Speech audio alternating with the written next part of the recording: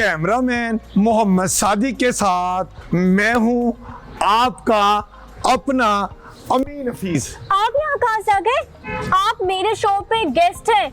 आज के मेहमान में सायरा सैयद, आप अपनी दुकान के लगाने लगे। ओह सॉरी, मुझे याद आ गया। कैमरामैन रफीक भट्टी और साथी रिपोर्टर सायरा सैयद के साथ वॉइस न्यूज पाकिस्तान। सर मुझे बताएं, कभी गधे पे बैठ जाना, कभी भैंस से बातें करना, ये सारे आइडियाज कैसे जनरेट करते हैं आप? देखिए, अगर इंसान मुसलसल मुतालिया करे और वो अंग्रेज़ी उर्दू अखबारात का अच्छी तरह स्टडी करे और हालात वाक़यात पे नज़र रखे, बिल्कुल, और अपने टीवी चैनल और फ़ॉरेन टीवी चैनल भी देखे, तो यकीनन फिर आइडियाज़ सिमट आते हैं और बहुत सी ख़बरें ऐसी मिल जाती हैं कि जिसको फिर बंदा अपने स्टाइल में उसकी प्रेजेंट करता है। और यही एक फ़न है कि आप इंफॉर्मेशन देते हैं लेकिन साथ थोड़ा सा एंटरटेनमेंट का तड़का लगा देते हैं। तो ये जो खबर है उसमें इंफॉर्मेशन के साथ साथ एंटरटेनमेंट जो है वो ज़रा उसको नुमाया कर देती है, लोगों के लिए अट्रैक्शन हो जाती है उसमें। अच्छा, रिपोर्टर अमीन हफीज बनने से पहले क्या थे आप? तालिब इल्म। तालिब इल्म? और तालिब इल्म था मैं गवर्नमेंट कॉलेज लाहौर में। अच्छा, वाह। तो अभी 3rd ईयर का स्टूडेंट था। तो जंग अखबार ये कराची से छपता था, फर्स्ट टाइम लाहौर में आया। तो उन्होंने एडवर्टाइज किया कि हमें रिपोर्टर्स चाहिए, सब एडिटर चाहिए, सीनियर एडिटर चाहिए, प्रूफ रीडर चाहिए, मतलब मैगजीन एडिटर चाहिए, मुख्तलिफ उन्होंने सारे ओहदे एडवर्टाइज किए और साथ लिखा कि अगर तालिब इल्म भी अप्लाई करें तो हम उनको पार्ट टाइम जॉब दे देंगे। तो हम 3rd ईयर के अभी स्टूडेंट थे तो सोचा कि अप्लाई कर लेते हैं कि शायद जॉब मिल गई तो गरीब आदमी है, रोटी रोज़ी भी मिल जाएगी और पढ़ते भी रहेंगे, साथ पार्ट टाइम जॉब है। तो मैं 3rd ईयर में था अभी बीए में, तब तो बीए होता था, आजकल तो बीएस होता है, 4 ईयर है, तब 2 साल का ग्रेजुएशन होती थी। तो मैं 3rd ईयर में अप्लाई कर दिया, मैं सिलेक्ट हो गया। Oh wow. तो जब सिलेक्ट हो गया, ये 1982 की बात है कि क्या जज्बात थे उस टाइम आपके? बस खुशी भी थी, कुछ समझ भी नहीं आ रही थी कि मैंने ये क्या अप्लाई कर दिया, क्या सिलेक्ट हो गया हूँ और हो भी गया। अल्लाह ताला का शुक्र है, माँ बाप की दुआएं थी। तो मेरे वालिद चूँकि एसएसजी कमांडोज थे आर्मी में, तो उनकी जो है वो शायद मुझे वो आर्मी में देखना चाह रहे थे, तो मैंने आर्मी अप्लाई भी किया। अच्छा। साथ साथ अप्लाई उधर भी किया हुआ था, इधर भी किया हुआ था कि कहीं ना कहीं तो हो ही जाएगा। उस जाहिर बंदे की एज ऐसी होती है कि बंदा देखे ना, 2 चीज़ें सोच रहा होता है कि जल्दी से मेरी एजुकेशन मुकम्मल हो जाए, जल्दी से मुझे रोज़गार मिल जाए और जल्दी से वो भी मिल जाए। तो ये उम्र के उस हिस्से में ऐसी सारी ख्वाहिशात जन्म लेती हैं। तो अमीन भी हफीज़ भी वैसे ही था। तो बहरहाल जॉब मिल गई तो शुरू किया पार्ट टाइम जॉब। तो बड़े बड़े लोगों में, बहुत बड़े अदारे में काम करने का मौका मिला। इधर स्टूडेंट भी थे, उधर जॉब भी कर रहे थे, तो पैसे भी मिलते थे। मुश्किल था या ठीक था? नहीं, हो ही जाता है मैनेज। जब आप घर से निकलते हैं तो फिर वो मैनेज, शौक भी हो तो शौक भी होता है। और फिर जब वो, मैं समझता हूँ कि जब इतने बड़े अखबार में, तो शुरू में मेरी वहाँ पर असाइनमेंट लगी थी कि जो जंग फोरम था, ज़िया शाही साहब उसके इंचार्ज होते थे, तो मुझे उनके साथ बतौर असिस्टेंट के लगाया गया कि जो भी वो इंटरव्यू करें, जैसे आप सायरा आज अमीन हफीज साहब का इंटरव्यू कर रही है, तो मैं इधर साइड पे बैठा होता था, तो मैं दोनों की बातें लिख रहा होता था कि सवाल क्या है, जवाब क्या है, और टेप रिकॉर्डर भी मेरे पास होता था, मैं वो आवाज़ भी रिकॉर्ड कर लेता था। तो कहीं नोट्स में कहीं खराबी हो जाए तो वो मैं टेप रिकॉर्डर का सहारा लेता था। तो इस तरह जंग अखबार के कलर पेज पे जब वो VVIPs पर्सनैलिटी के इंटरव्यू छपते थे कलर पेज पे, तो मेज़बान ज़िया शाहिद, रिपोर्ट अमीन हफीज, ओए हाय जब ये छपता था तो पूरी यूनिवर्सिटी में, पूरे स्टूडेंट्स में, दोस्तों में बड़ी इज्जत होती थी। अमीन हफीज सब अखबारात लिए फिर रहे होते थे, कभी इधर कभी इधर। तो बस वहाँ से शौक फिर वो शिद्दत अख्तियार कर गया, बढ़ता गया। सही। तो फिर मैंने वहीं से मैस कम्युनिकेशन पंजाब यूनिवर्सिटी में एडमिशन लिया बीए करने के बाद।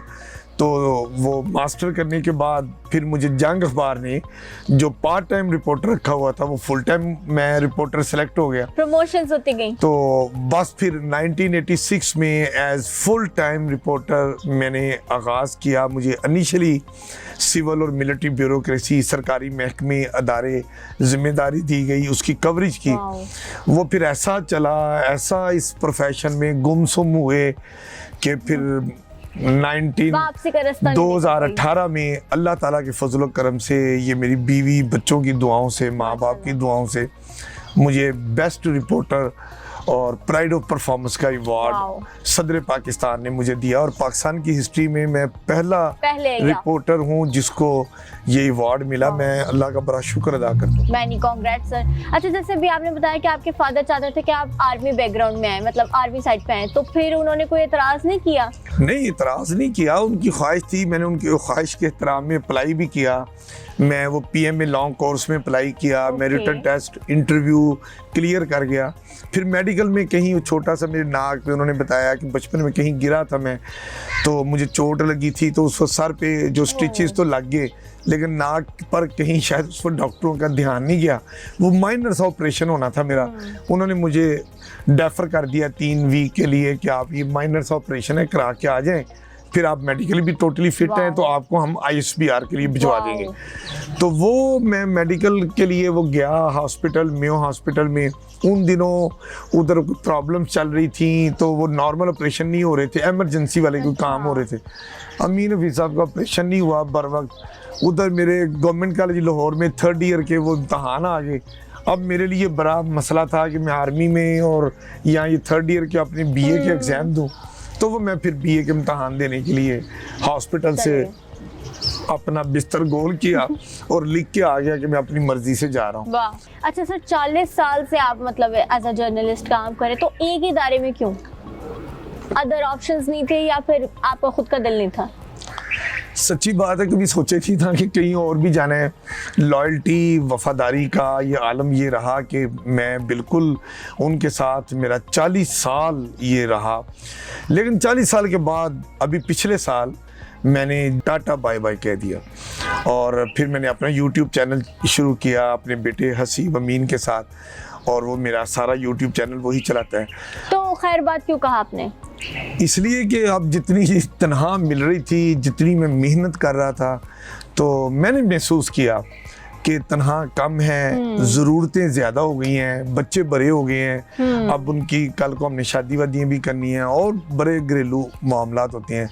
तो वो फिर मैंने सोचा कि अब इंडिपेंडेंट हो जाएं, अलग हो जाएं, अपना अदारा बनाएं, आप काम करें। अच्छा सर, मुझे ये बताइए कि एक वाकया हुआ था आपके साथ कि आपने PM का कैंडिडेट बन के एक जगह गए थे, आपने डॉक्यूमेंट्स MP के नहीं, वो प्रेसिडेंट ऑफ पाकिस्तान का, प्रेसिडेंट ऑफ पाकिस्तान का सारा वाकया बताएं। वो देखें, आसफ अली जरदारी साहब जब प्रेसिडेंट ऑफ पाकिस्तान उन्होंने बनना था, क्योंकि उनकी पार्टी बहुत बड़ी अक्सरियत में आ चुकी थी, चारों सूबों में उनकी अक्सरियत थी, तो ख्याल यही था कि आसफ अली जरदारी साहब ही प्रेसिडेंट ऑफ पाकिस्तान बनेंगे।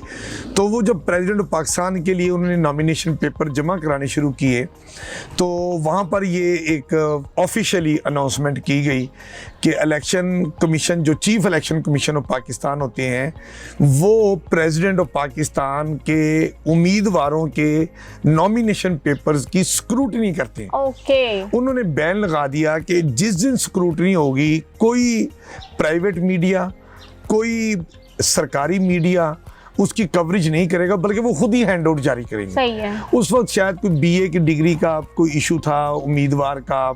अब मैं नहीं कह सकता कि आसफ अली जरदारी साहब का था, लेकिन बहरहाल कुछ बातें ऐसी थी कि किसी उम्मीदवार की BA की डिग्री का मामला है, तो वहाँ पर ऐसा कुछ किया जा रहा है। तो मेरे अदारे ने कहा कि हमें जब chief election commission of Pakistan nomination paper की स्क्रूटनी करें प्रेसिडेंट ऑफ पाकिस्तान के कैंडिडेट्स की, तो हमारा एक रिप्रेजेंटेटिव वहाँ पर मौजूद हो और वो अंदर की खबरें दे।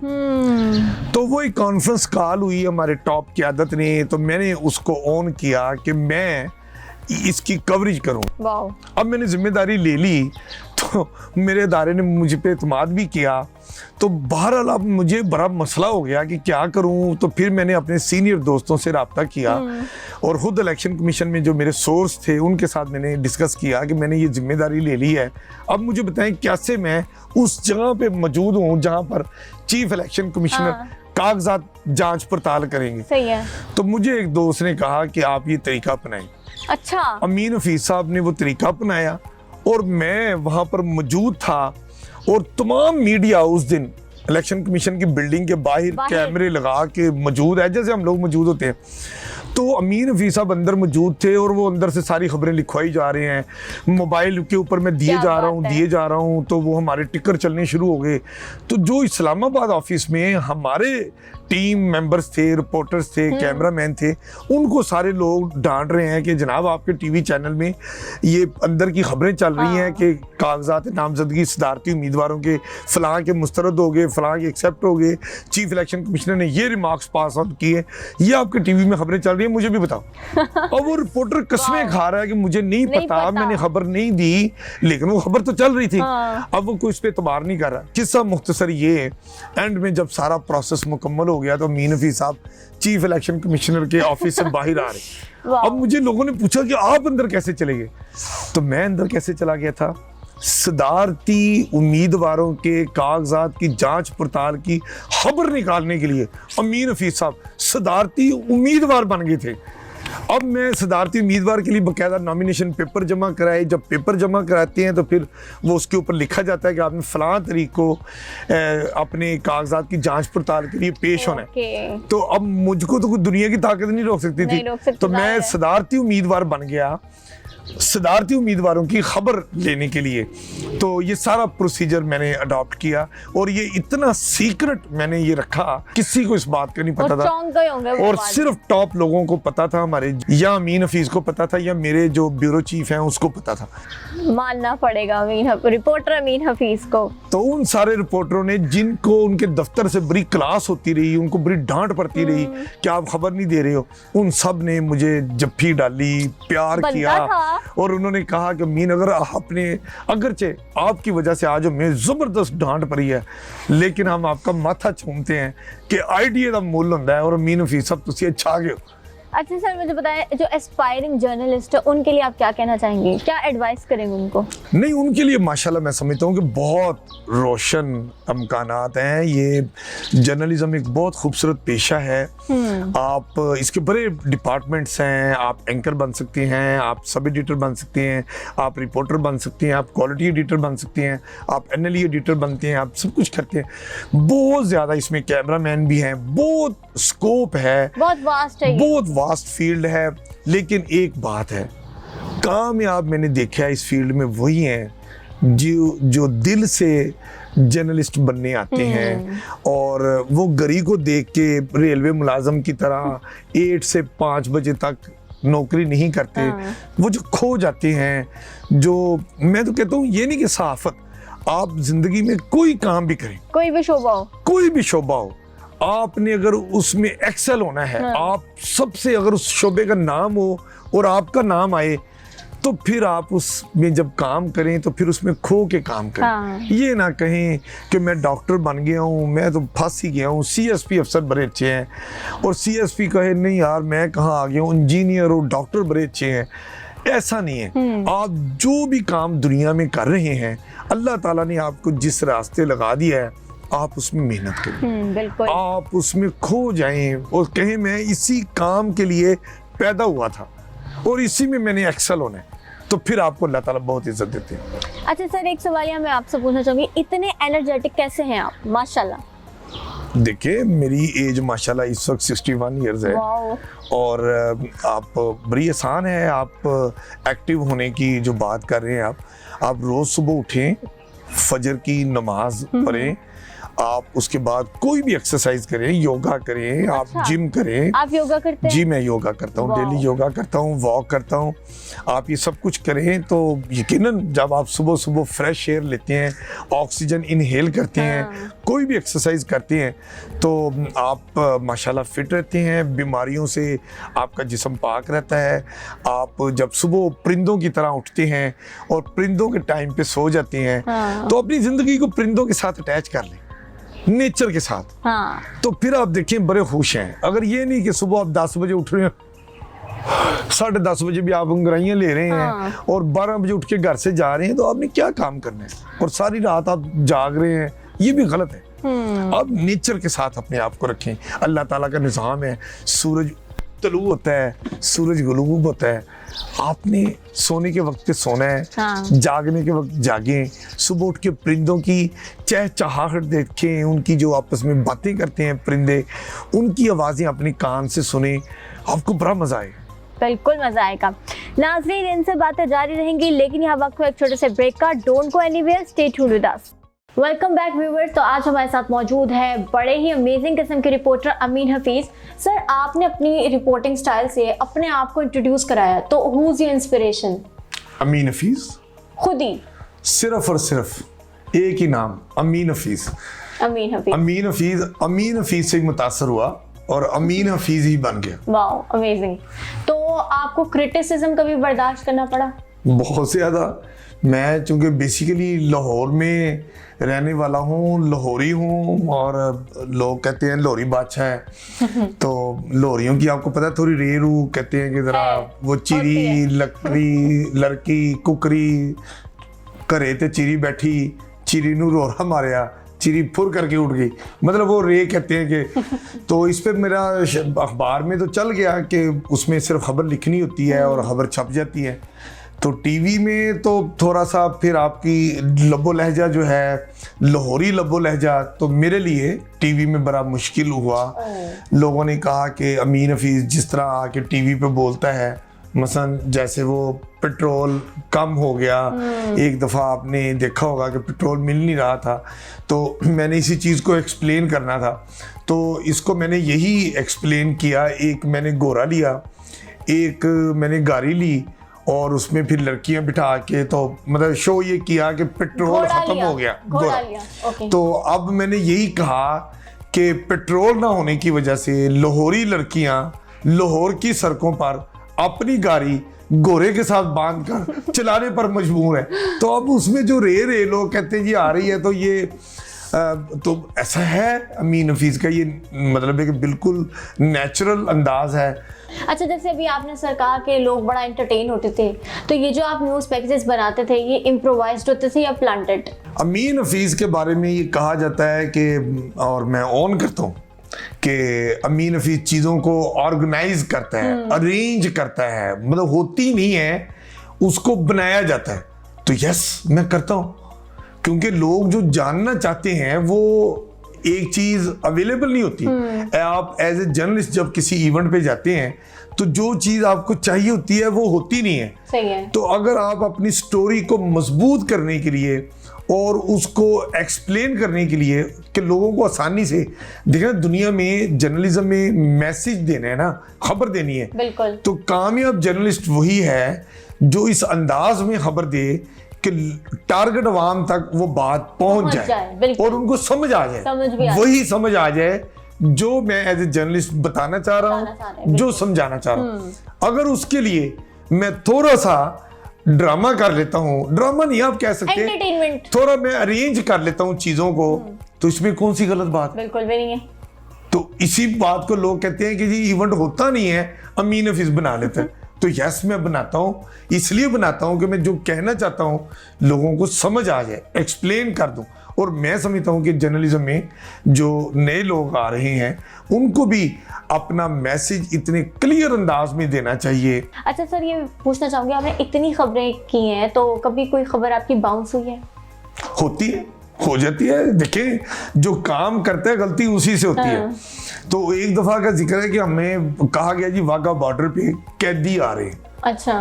ओके, वाघा बॉर्डर भी मेरी जिम्मेदारियों में, सहाफ़ती जिम्मेदारियों में है, मैं वहाँ पे जाता रहा हूँ। तो हमारे ज़ाहिर फिर वो सोर्स बन जाते हैं दोस्त।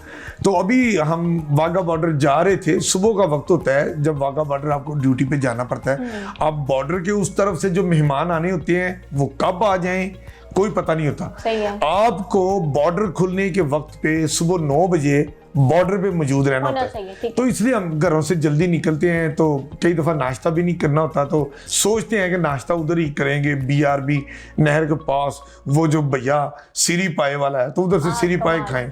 हम उधर बैठे सिरी पाए खा रहे थे, तो ऐसे ही हमने कहा बतौर जर्नलिस्ट वाघा बॉर्डर पे क्या हो जाए पता करना चाहिए। मैंने फ़ोन किया वाघा बॉर्डर पे जो हमारे रेंजर्स के दोस्त हैं, मैंने उनको पूछा यार वो कैदी आने थे तो वो आ गए हैं? तो उसने कहा जी हाँ आ गए हैं कैदी। मैंने कहा अच्छा हो जल्दी से मैंने अपने कैमरामैन को कहा जल्दी खाना खाओ यार वो जर्नलिस्ट आ गए। मीनवाइल मैंने दफ्तर खबर लिखवा दी कि कैदी आ गए हैं। अब कितने कैदी हैं ये ऑलरेडी एक दिन पहले डाटा आया होता है कि ये नाम है, ये तादाद है। मैंने दफ्तर खबर लिखवा दी कि कैदी आ गए, उन्होंने आते ही पाकिस्तान की सरजमीन को चूमा, सजदा किया, लोगों ने उनके गले में हार पहनाए जो उनके अजीजों कार वहाँ पे बॉर्डर पे उनको लेने आते हैं। तो ये सारा मैंने सीन खींच के फर्जी सा खबर लिखवा दी। अब खबर चलनी शुरू हो गई, टिकर चल गए, मेरा बीपर आया, मैंने बीपर में भी बता दिया कि कैदी इंडिया से जो पाकिस्तान में आने थे वो आ गए हैं। अच्छा। और जो वहाँ सीन हो सकता है मैंने वो सारा एक्सप्लेन कर दिया। एक्सप्लेन करके मैंने उनको कहा यार बस जल्दी करो, निकलो अब यहाँ से। अब हम उधर नाश्ता कर रहे थे, करके जैसे ही हम वाघा बॉर्डर पहुंचे तो जितने वहाँ पर कैमरामैन मौजूद थे, रिपोर्टर्स मौजूद थे, वो मेरे साथ लड़ना नहीं शुरू हो गए। मैंने कहा यार क्या हुआ है? कहता मीन साहब अच्छा अब मैंने जब कहा कि कैदी आ गए और ये इस्तकबाल हुआ, ये हुआ, वो हुआ, तो उन रिपोर्टरों को उनके दफ्तरों से फोन आने शुरू हो गए कि आप लोग उधर बैठे हैं, टीवी पे आ गया कि खबर वो कैदी आ गए, आपने अभी तक खबर नहीं लिखवाई और हम यहाँ पर मौजूद हैं, अभी तक तो कोई कैदी नहीं आया। सो जब मैं वहां पहुंचा तो मुझे पता चला सारे रिपोर्टर नाराज हुए और मैंने खुद भी देखा कि अभी तो कैदी कोई नहीं आए। तो मेरा जो सोर्स था मैं उसके पास गया, मैंने कहा जी आपको मैंने पूछा था कि कैदी आए हैं, तो आपने मुझे कहा जी कैदी आ गए। कहता जी मैंने आपको सच्ची तो कहा था, कैदी देखिए इंडिया की साइड पे आ गए हैं और वो देखिए उधर बैठे हुए हैं। अब आपको पता बॉर्डर तो ओपन है, नजर आ रहा है। तो उसने भी अपने तौर पे सही कहा। मैं ये समझा कि कैदी पाकिस्तान आ गए हैं। तो वो बहरहाल मैंने फौरन भी दफ्तर फोन किया और उनको बताया असल सूरत-ए-हाल। चे जाके मैं उसको जस्टिफाई करता अपनी गलती को। मैंने बिल्कुल कैटेगोरिकली कहा कि कैदी आ गए हैं लेकिन इंडिया साइड पे अभी बैठे हैं, अभी वो पाकिस्तान में नहीं आए, उनकी वो तादाद वगैरह देख रहे हैं, जो भी फॉर्मेलिटीज होती हैं पासपोर्ट वगैरह की। तो ये इस तरह खबर बाज़ आप तेजी दिखाने की कोशिश करते हैं तो फिर कई दफ़ा गलती हो जाती है। लेकिन आपने ओन तो किया ना? यस, गलती थी, मैंने ओन किया, बिल्कुल खुले दिल से ओन किया। मोहम्मद सादिक, ये नाम आपकी जिंदगी में किस अहमियत का हामिल है? दुनिया कहती है कि कोई भी सियासतदान हो, बिजनेसमैन हो, कुछ भी हो, वो सादिक और अमीन है या नहीं है। कैमरामैन मोहम्मद सादिक के साथ अमीन हफीज ये सादिक और अमीन हैं। तो एक दफ़ा अदलिया में हम रिपोर्टिंग कर रहे थे तो उधर भी हमारे सीनियर जज जो थे वो एक केस की हियरिंग कर रहे थे, उसमें भी उनके सामने यही मौजू था, सियासतदानों की करप्शन के हवाले से। नैब के केसेस कुछ इस तरह की बात थी, करप्शन केसेस के हवाले से। तो वो जज साहब की नज़र जब मेरे और कैमरे मैन के ऊपर पड़ी तो उन्होंने ऐसी स्माइल पास की और उन्होंने ऐसे लाइटर मूड में कमेंट्स पास किए। तो उन्होंने कहा जी कोई सादिक और अमीन है या नहीं है? ये कैमरामैन मोहम्मद सादिक के साथ अमीन हफीज ये सादिक और अमीन है। तो इस तरह हम दोनों की जोड़ी जो है वो बड़ी कामयाब रही है। ओके सर, आप मुझे बताएं, you are the only journalist जो जिनके पास प्राइड ऑफ परफॉर्मेंस है माशाल्लाह, तो कैसे जज्बात हैं आपके हवाले से, कैसा फील करते हैं आप? देखिए मैं तो हमेशा से एक बात कहता हूँ कि अगर आप काम करते हैं, मेहनत करते हैं और दयानतदारी से, ये भी बड़ी ज़रूरी बात है, दयानतदारी से मेहनत करते हैं और मतलब फिर आप दाएं बाएं ना देखें तो, और आप अपने आप को खुश करें, खुद को मुतमईन करें कि मैं जो कर रहा हूँ ठीक कर रहा हूँ। तो जब आप ऐसा काम कर रहे होते हैं तो मैं समझता हूँ कि फिर आपको आपकी मेहनत का सिला जरूर मिलता है।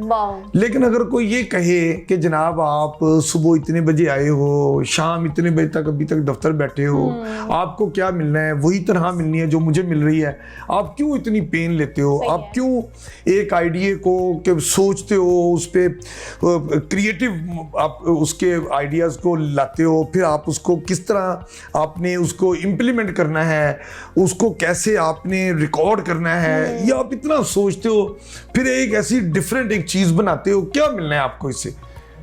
लोगों का कहना अपनी जगह दुरुस्त है, लेकिन मैं समझता हूं कि जब आप इतनी मेहनत करते हैं, फिर जब आप थोड़े से पॉपुलर हो जाते हैं, लोग आपको अमीन हफीज के तौर पे आपके चेहरे को जानना शुरू हो जाते हैं, गली मोहल्लों में, कहीं से मार्केट में, शॉपिंग एरियाज में आप कहीं जाते हैं, लोग आपको पहचानते हैं, आपके काम की कदर करते हैं और उसकी तारीफ करते हैं। तो मैं समझता हूं कि फिर आपने जितनी मेहनत की होती है उसका आपको सिला मिल जाता है। और अगर state government of Pakistan, president of Pakistan आपको ऑन करें कि हम आपको प्राइड ऑफ परफॉर्मेंस अवार्ड देते हैं ऑन दिस ग्राउंड के that you are a unique and antique reporters, कि आप एक मुनफरिद और अछूते स्टाइल के एक ऐसे रिपोर्टर हैं कि ऐसा किसी और का स्टाइल नहीं है, और उस पर आपको प्राइड ऑफ परफॉर्मेंस अवार्ड मिले, आपको 10 लाख रुपया कैश अवार्ड मिले, आपके लिए आसानियां पैदा हो जाएं, तो फिर आप कहते हैं कि मैं जितनी मेहनत कर रहा था और लोग मुझे रोक रहे थे ना करें और मैं कर रहा था, तो अल्लाह ताला ने उसका सिला दे दिया है। तो मैं समझता हूँ कि जब इंसान को अपनी मेहनत का सिला मिल जाता है, जैसे एक तालिब इल्म होता है, वो अच्छे नंबरों में पास हो जाए, तो वो सारी रातें जो उसने जागी होती हैं, जितनी किताबें उसने पढ़ी होती हैं, जो उसने अपना पढ़ते पढ़ते अपना जो हाल बुरा किया होता है, जब उसको उसकी कामयाबी का सिला मिलता है, तो फिर वो उसकी खुशी की कोई इंतहा नहीं होती। माशाल्लाह। अच्छा, जैसे अभी आपने बात की कि काफी लोग आ जाते हैं हमें डीमोटिवेट करने के। यस। तो ये तो सर आम है, लोग हर जगह पे, हर मतलब मुआशरे का हिस्सा है ऐसे लोग तो। बिल्कुल, और आपने उस तरफ ध्यान नहीं देना चाहिए। जब आपको कामयाबी मिल रही होती हैं तो वो कहते हैं ना कि शरीका बाहर से नहीं आता, अंदर से आता है, ईंट बाहर से नहीं आती, अंदर से आती है। तो वही आपके खिलाफ जो है वो लोग होते हैं कि इसको ये शोहरत मिल रही है, क्यों मिल रही है, इसको ये इज्जत मिल रही है, क्यों मिल रही है। एक जगह पे अगर 15, 20, 30 जर्नलिस्ट खड़े हैं तो लोग एक ही के पास आके कह रहे हैं कि आप अमीन हफीज हैं ना, मैं आपके साथ सेल्फी बनाना चाहता हूँ। इससे बड़ी और बात क्या होती है एजाज की, कि आपको सोसाइटी आपके नाम से आपको जानती है, आपके फेस से आपको पहचानती है, और आपके काम की इज्जत और कदर की जाती है। तो मैं समझता हूँ कि यही एक वर्कर की कामयाबी है, और उसको इस पर नाज भी करना चाहिए और मजीद मेहनत करनी चाहिए और अपने उस स्टेटस को मेंटेन भी करना चाहिए। अच्छा सर, लोगों के अलावा आप कभी खुद में अपने आप में डीमोटिवेट हुए कि यार नहीं, आगे बस इससे हटके कुछ और कर लूँ, ये कर लूँ, वो कर लूँ? नहीं, मैं समझता हूँ कि मैं शायद पैदा ही सहाफत के लिए हुआ, वरना तो मैं तो आर्मी में जा रहा था अपने बाप की तरह। मैं यकीनन आर्मी में SSG कमांडोज होता और बहुत मेहनत करता, और उधर भी ऐसे ही मैं मेहनत करता अगर मैं आर्मी में होता, और उधर भी मैं नाम अपना पैदा करता। लेकिन ये नसीबों की बात होती है, किस्मत की बात होती है। शायद अल्लाह ताला को मंजूर नहीं था, वो यही था कि मैं जर्नलिस्ट बनता। मैं जर्नलिस्ट बना और अल्लाह ताला ने बहुत मुझे इज्जत दी, प्रिंट अखबार में भी और इलेक्ट्रॉनिक मीडिया में भी, और अब डिजिटल मीडिया में भी मैं आया हूँ। वहाँ भी मुझे जो पजीराई मिलती है, और मैं वहाँ भी जो आप अक्सर देखते हैं कि मैं पूरे पाकिस्तान का टूर करता हूँ और बड़े मुनफरिद अंदाज में रिपोर्टिंग करने की कोशिश करता हूँ कि बड़ी आसान फहम लब्बो लहजे के साथ मैं अपना बात एक्सप्लेन करता हूँ, और बड़ी सादा ज़ुबान में लोगों को समझ आती है। छोटे बच्चे हों, बड़े लोग हों, खवातीन हों, बुजुर्ग हों, वो सब अमीन हफीज से प्यार करते हैं। सर मुझे ये बताइए कि डीमोटिवेशन और क्रिटिसिज्म के हवाले से तो बात होगी, अब मुझे ये बताइए कि कोई ऐसी तारीफ जो आज तक आपको याद हो, किसी ने की हो आपकी तारीफ? लेकिन लोग बड़ा प्यार करते हैं, बाज़ार में कहीं मिलते हैं, किसी महफिल में मिलते हैं, लोग तारीफ़ करते हैं, फ़ोटो बनवाते हैं, और फिर पूछते हैं कि हम आप जैसा कैसे बन सकते हैं। तो या हमारा बच्चा है, वो बच्चा वो बड़ी मेहनत करता है, वो आप जैसा कैसे बन सकता है। तो सारे लोग सब कुछ बन सकते हैं, सिर्फ एक चीज होती है क्या? कि आप जो काम कर रहे हैं उसमें खो जाएं, उसके हो जाएं। जैसा मैंने पहले भी आपसे कहा, ये नहीं होगा कि आप कैमरा मैन नहीं कर रहे हो और आप समझे यार मैं किधर आके फंस गई। हाँ। ये तो फजूल काम है, ये तो कोई मजे का काम नहीं है। रिपोर्टर कहे यार मैं किधर फंस गया हूँ, एंकर बड़ा अच्छा होता है। एंकर कहे यार मैं तो बस ऐसे ही इत्तफाकी ही आ गया हूँ, मुझे तो रिपोर्टर की बड़े ठाठ हैं, बड़े तल्लकात हैं, वो एक फ़ोन करता है उसके काम हो जाते हैं। या मतलब वो दूसरे प्रोफेशन के साथ तकाबली ज़्यादा ले, ये नहीं है। आपको राइट है, आप मेहनत करें, आप आगे बढ़ें, आप खूब से खूब तर की तलाश में रहें, आप बहुत सी कामयाबियां समेटें। लेकिन जो एक बेसिक बात है, आपके पाँव ज़मीन के ऊपर मजबूती से आप वहाँ पर खड़े हों, हवाओं में खड़े होके, और हवाओं में बिल्डिंगें ना बनाएं, ख्याली पुलाव जो होते हैं ना वो ना करें। वो लोग कहते हैं ना ख्याली पुलाव टका के देखो मजे से, उसमें कौन से पैसे लगते हैं। तो लेकिन लगते हैं जब आप हवा में रहते हैं तो आपकी बेस मजबूत नहीं होती, तो फिर आप कामयाब नहीं हो पाते। ऑलराइट व्यूअर्स, बातों का सिलसिला ऐसे ही जारी रहेगा। अभी वक्त हो एक छोटे से ब्रेक का। Don't go anywhere, stay tuned with us. Welcome back viewers. तो आज हमारे साथ मौजूद हैं बड़े ही मजेदार से रिपोर्टर अमीन हफीज साहब। और जैसे कि आप सब जानते हैं कि हमारा ब्रेक के बाद होता है रैपिड फायर राउंड। तो सर, क्या आपको रैपिड फायर राउंड के बारे में पता है? पता नहीं, लेकिन आप मारे रैपिड। ओके, मैं रैपिड फायर फिर स्टार्ट करूं? जी बिल्कुल। चलिए मुझे बताएं फेवरेट मूवी। पाकिस्तानी मूवी मुझे तो वो बड़ी अच्छी लगती है, दूरी। दूरियां जो हमारी रीमा की फिल्म थी, वो बहुत अच्छी, सैयद नूर की हदायत में थी, बड़ी जबरदस्त मूवी थी। लास्ट मूवी जो आपने देखी? लास्ट मूवी तो पता नहीं कौन सी देखी है, लेकिन मौला जट देखी थी, जो आज तक भूली नहीं है। मौला जट, कोई डायलॉग जो आपको आता हो मौला जट का? मौला जट का वो क्या कहते हैं कि उन्हें कहना, मैं भी चाहना मेरा कोई दुश्मन होए, मेरे पिंडे ते भी फट लाए, मैं भी सुबह उठ के उदी याद ही तरपा। वो इसी तरह इसी फिल्म में एक और जगह पे वो कहता है कि वो भाई नजर नहीं आ रहा, तो वो बहन कहती है मैंने उन्हें कत्ल कर देता है। भाई जो मुस्तफा कुरैशी होता है वो पूछता है कि तूने उसे क्यों कत्ल किया? कहती उन्हें नत्ता दी नत्थ कटवा दी सी, इसलिए उन्हें कत्ल करता है। तो भरा की कहता है चंगा कीता ही। सो वो मौला जट फिल्म उसकी बड़ी जबरदस्त, उसके डायलॉग, और वो बड़ी उसने अपने दौर की एक बड़ी मजेदार फिल्म थी, लेकिन बहुत अच्छी फिल्म। Favourite actress? अब तो ना फिल्में हैं ना, फिल्में आ रही हैं ना, कोई एक्ट्रेस क्या कह सकते हैं। हमारे यहाँ आप नहीं देख रहे, मैं भी हो, मैं नहीं, आप नहीं देख रहे, तो मैं नहीं देख रहा, और मेरे हिसाब से कोई फिल्में आ भी नहीं रही। पाकिस्तान फिल्म इंडस्ट्री जो है वो तरक्की की बजाय वो तनज़्ज़ुली का शिकार है। स्टूडियो में जो है वो प्लाजे बन रहे हैं, मार्केटें बन गई हैं, तो वो जितनी फिल्में आती थी और वो खिड़की तौर जो हफ्ता होता था, और वो जो लाइनों में लग के और एक दूसरे के ऊपर गिर के वो टिकटें लिया करते थे, वो रश होते थे सिनेमाओं में, वो तो है ही नहीं। अब तो बड़े अच्छे अच्छे प्यारे प्यारे से प्लाजों के अंदर जो बड़े जदीद किस्म के सिनेमाज बने हैं, जहाँ पर इंग्लिश और उर्दू और सारी फिल्में लगती हैं हमारे यहाँ, वो हैं, लेकिन उसको कभी देखने का इत्तेफाक ही नहीं हुआ, बहुत कम। सर वो तो है, अब तो बहुत ज्यादा एडवांस हो गया, अब तो नेटफ्लिक्स आ गए ना। हाँ, वहाँ पर भी नेटफ्लिक्स, अब तो लोग उसी पे पूरा टाइम लगे रहते हैं। बिल्कुल बिल्कुल, लेकिन वो हमारे पास टाइम ही नहीं होता। सच्ची बात है कि वो सिनेमा में जाना दूर की बात, मोबाइल को कहाँ देखें, उसकी कॉल्स इतनी होती हैं, वो ये बस कामों में फंसे रहते हैं। खाने में क्या पसंद है? खाने में मुझे दाल चावल बड़े पसंद है। दाल चावल, और अगर दाल में थोड़ा सा तड़का लग जाए गोश्त का, हाय हाय हाय, तो और मजेदार हो जाता है। बाकी तो जाहिर में सारी चीजें खाता हूँ, शौक से खाता हूँ, सब्जियां भी शौक से खाता हूँ, अगर उसमें भी जरा गोश्त डाल दिया जाए, कीमा शीमा डाल दिया जाए, तो और ज्यादा टेस्टी हो जाता है। वो तो हो ही जाता है, मजे ही दो बाला हो जाता है। अच्छा, फीमेल जर्नलिस्ट जो आपको अच्छी लगती हो? नहीं, माशाल्लाह हमारे यहाँ तमाम लेडी रिपोर्टर्स हैं, मैं देखता हूँ बड़े टीवी चैनल्स में, इवन डिजिटल मीडियाज में लड़कियाँ बहुत मेहनत कर रही हैं। मैं किसी एक का नाम लेके बाकियों से तलका खराब नहीं करना चाहता। बहुत हमारी जो फीमेल जर्नलिस्ट हैं वो बहुत काबिल एहतराम है, बहुत मेहनत करती हैं, और ये जो फील्ड जर्नलिज्म है ये लड़कियों के लिए बड़ी मुश्किल काम है, और हमारी जो लेडी रिपोर्टर्स हैं वो बहुत काबिल तारीफ हैं। मैं उनकी बड़ी इज्जत कदर करता हूँ, और अगर किसी को कभी रहनुमाई की ज़रूरत होती है मुझे बड़ी खुशी होती है। मैं अपने जूनियर्स जो मेल जर्नलिस्ट हैं, फीमेल जर्नलिस्ट हैं, मुझे उनको गाइड करने में बड़ा अच्छा लगता है। तो यकीनन ये सारे लोग बड़ी मेहनत करते हैं, मैं इन सब की बहुत अपने दिल से बड़ी इज्जत करता हूँ। इमरान खान साहब के बारे क्या कहेंगे?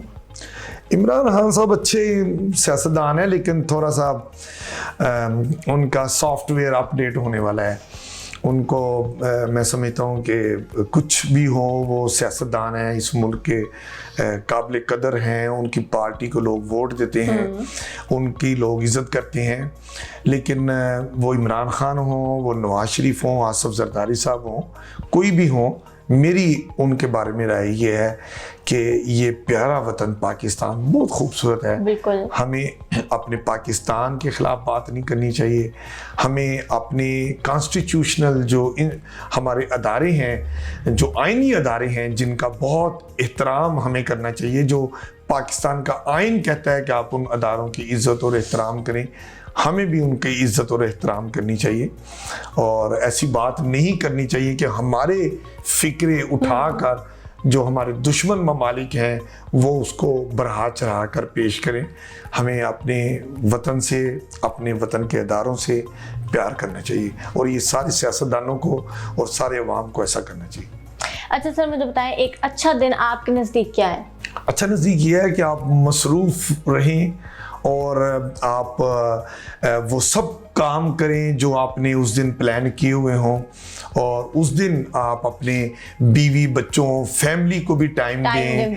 और जब आप अपने ऑफिस और अपने घर को बैलेंस रख के चलते हैं, सबको प्यार देते हैं, फैमिली ओरिएंटेड आप इंसान रहते हैं, और तो मैं समझता हूँ वो दिन बड़ा मज़े का दिन होता है। जिंदगी में कोई रिग्रेट है आपको?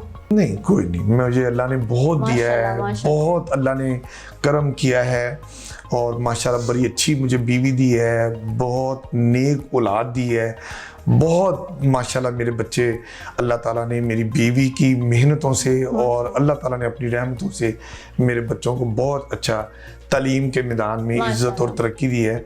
सो मैं अपने जो घर है उस हवाले से मैं अपने आप को बड़ा खुश नसीब समझता हूँ, और उसमें मेरी कामयाबी में मेरी बेगम, मेरे बच्चों का बहुत रोल है। अपनी बेगम की बहुत तारीफें करते हैं आप। लव मैरिज थी आपकी? जी, बस लव मैरिज भी थी, अरेंज मैरिज भी थी, बस वो ऐसे कैसे मिले थे?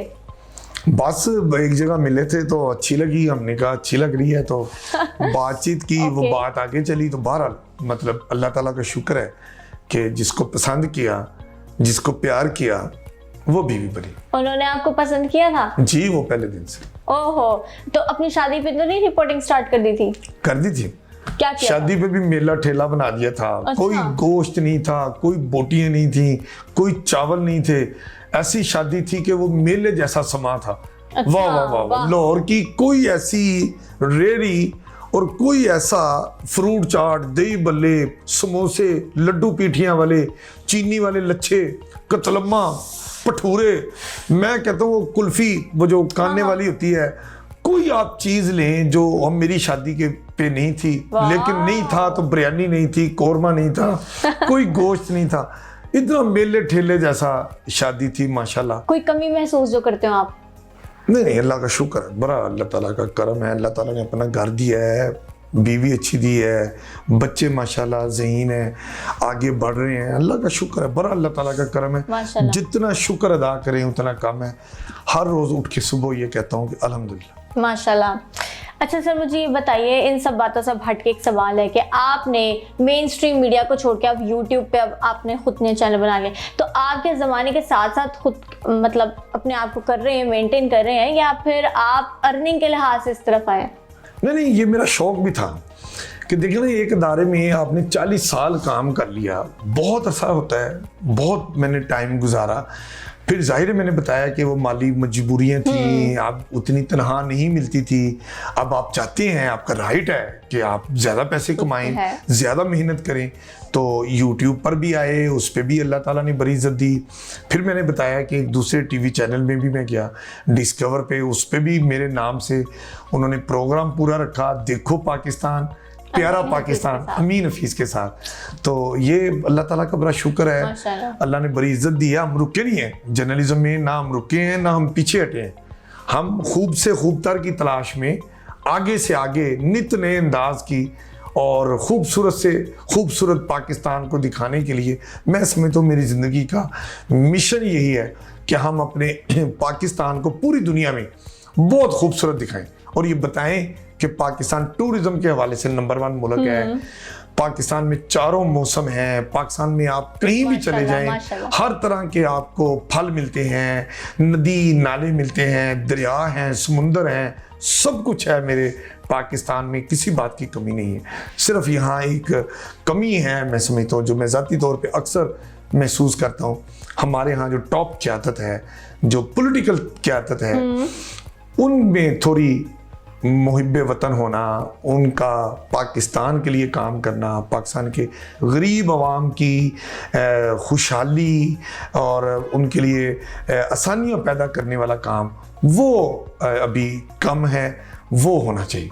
अच्छा सर, क्योंकि अब आप खुद भी एक यूट्यूबर हैं, तो मोस्टली लोगों यूट्यूब की तरफ इसलिए भी जाते हैं क्योंकि उनको लगता है अर्निंग का बड़ा एक अच्छा जरिए, ठीक है? तो क्या आप इस बात से एग्री करते हैं, यूट्यूब से इस तरह की अर्निंग होती है? बिल्कुल होती है, अगर आप मेहनत करेंगे। देखना यूट्यूब पे लोग कहते हैं हम आए हैं, मतलब वो जो सोच कर आए हैं उतने पैसे नहीं मिले। अब होता ये है कि यूट्यूब जो है वो आपसे बड़ी तवज्जो मांगता है। ये भी एक टीम वर्क है, हर रोज करने वाला काम है। आप लोग आपकी खबर क्यों देखेंगे, आपके YouTube चैनल पर क्यों आएंगे? तभी आएंगे ना कि जब उनकी जानने की जो अंदाज है वो खबर जानना चाहते हैं। अगर आपके चैनल से उनको मिलेगी, अपडेट खबर मिलेगी, हर वक्त खबर मिलेगी, हर रोज मिलेगी, तो यकीनन वो आपके साथ जुड़े रहेंगे, आपको देखते रहेंगे, आपकी व्यूअरशिप बढ़ जाएगी, आपके सब्सक्राइबर, आपकी तादाद बढ़ जाएगी। जब आपके सब्सक्राइबर ज़्यादा होंगे, आपके व्यूअर्स ज़्यादा होंगे, आपकी चीज़ें ज़्यादा पॉपुलर होंगी, तो जो एड्स आपके डॉक्यूमेंट्रीज के ऊपर, आपकी न्यूज़ के ऊपर चलते हैं, वो ज़्यादा चलने शुरू हो जाते हैं, तो असल अर्निंग तो आपकी वही है। सही है। और दूसरा ये है कि आप अपनी सलाहियतों से मुख्तलिफ जो अदारे हैं उनकी कमर्शियल वीडियोस भी बनाते हैं। ये भी एक अर्निंग का बिल्कुल सादा सा फार्मूला है। लोग इसमें भी आए हैं, यूट्यूबर इसमें बड़े पैसे कमा रहे हैं। और प्राइवेट इदारों को एक अच्छा फेस चाहिए होता है, एक पॉपुलर फेस चाहिए होता है। अगर वो पॉपुलर फेस अपने यूट्यूब चैनल पर उनकी एडवर्टीजमेंट करता है तो अच्छे अंदाज में, तो वो यकीनन वो चीज़ें उनको भी फ़ायदा होता है, यूट्यूबर को भी फ़ायदा होता है। बिल्कुल अग्री सर। अच्छा, प्रोग्राम के एंड पे एक क्वेश्चन मैं जो हर एक से पूछती हूँ, आपके नज़दीक ज़िंदगी क्या है? ज़िंदगी, जब आप दुनिया में आते हैं, ज़िंदगी देखें जी, जो इस दुनिया में आया है ना उसने वापस भी जाना। बिल्कुल। कोई यहाँ पर सदा रहने के लिए नहीं आया, ना किसी ने सदा यहाँ रहना है।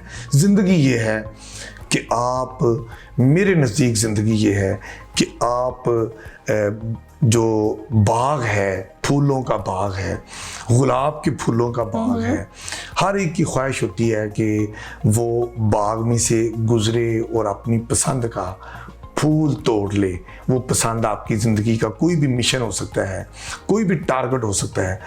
तो आप जब ज़िंदगी के इस बाग से गुजरते हैं तो मेरे नुक्ता नज़र से आप इस तरह इस बाग से गुजरें कि अपनी पसंद का अपना टारगेट जो है फूल, वो भी आप तोड़ लें और आप उसकी खुशबू भी ले लें और इस अंदाज से फूल उठाएं और इस पार्क से निकलें कि आपका दामन उस फूल के साथ लगे हुए कांटों से दागदार ना हो। Wow, beautiful.